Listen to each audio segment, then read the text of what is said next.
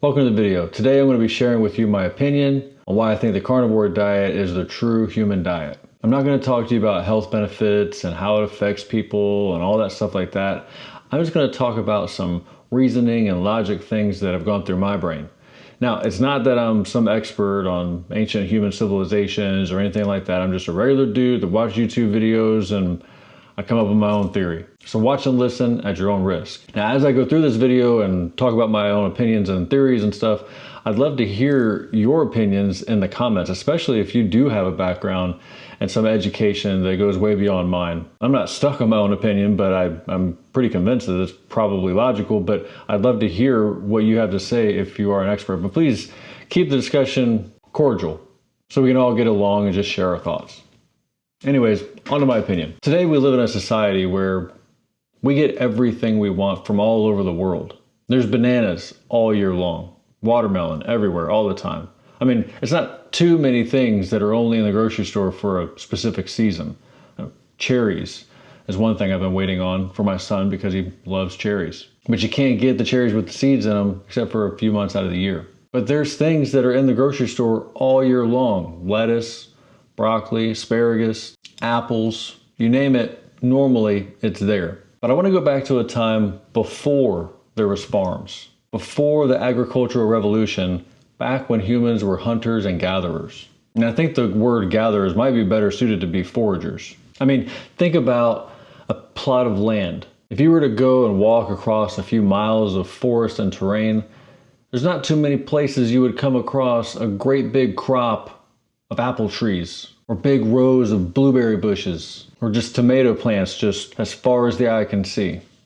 I just don't imagine that that's how it was. What I do imagine is there were times, just like those cherries at the grocery store, that there was fruit and vegetables and things that people could eat that were plant-based at certain times of the year. And I don't think there was a wide variety of all these fruits and vegetables at any point in the year. Many types of plants that we eat that are in the grocery store today are from different parts of the world or different parts of the country. And I'm in America. I can't imagine somebody in Nebraska, which is the middle of America, having tropical fruit, yet alone all year long.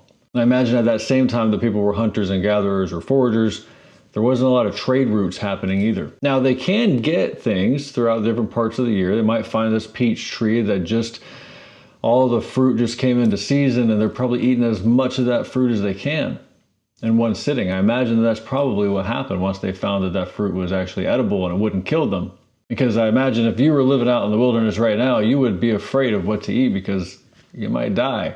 But back then, they experimented. People died. They learned not to eat that thing. Over time, they got to know what they could and couldn't eat. So I imagine when they saw a peach tree, they ate the heck out of them peaches until the peaches were gone, and then they didn't get peaches again until next year. But those peaches could be gone in like a day or two, or I don't know, I'm just imagining. What did they do for the rest of the year? What did they eat? Well, there's one thing I do imagine is that everywhere in the whole world, there was one thing that every place has in common. Wherever humans were, there was probably some sort of animal to eat. Whether it was fish, bugs, dead animals that maybe some other animal killed, deer, bison. I mean, I think back to like Native American times, which was just a few hundred years ago. I imagine most of the calories that they got year round had a lot to do with animals. I do imagine at some point they smartened up, and when they knew what chickens were and other animals were that laid eggs, they might have started keeping those animals as almost like a pet. There was also probably a time where they didn't think to keep animals that laid eggs around. They probably just came across the nest, got the eggs, and ate them. I mean, I don't know, but I imagine somebody had to be the first person to say, hey, why don't we just keep a bunch of chickens around our village so that we can just collect the eggs every once in a while. Somebody had to think about that. It wasn't just like, wasn't common all the time. I also imagine that our early ancestors probably went long periods of time without food. And before the tools were made to be able to hunt effectively or fish effectively, what did we do? I watched a documentary one time that made this argument that humans were scavengers in early human times. One of the things they mentioned was that the acid in human stomachs are as acidic as other scavengers today. It'd be interesting to think that we waited for a lion to kill its prey, and then after the lion was done eating, or maybe we interrupted the lion while it was eating, that we took what was left over and ate the leftovers. Things like the bone marrow and the different parts that the lions didn't eat, or whatever that apex predator was at the time. It's not necessarily the most appealing or appetizing thought. But now that we think about it, like, okay, so maybe there was plants at parts of the year and we ate plants most of the, or some of the time, but we didn't eat it all the time, and we primarily lived off animals. That still makes us an herbivore, right? Yeah, kind of. I guess the body can and does work fine on carbohydrates, as long as there's not too much for too long of a period of time, because it seems some people get pretty unhealthy with the overwhelming amount of carbohydrates. But we're not getting into that part. We're just talking about ancient humans and what their diet must have looked like.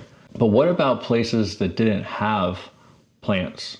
It's like places like really cold places. Maybe even during times where we had like an ice age, where plants didn't really grow. What did those humans do? Because there wasn't like a time where all of a sudden oranges became available. What did they eat? Well, they probably ate things like moose or polar bears or something like that, like those animals that live up at those space, fish, you know, all kinds of different water creatures.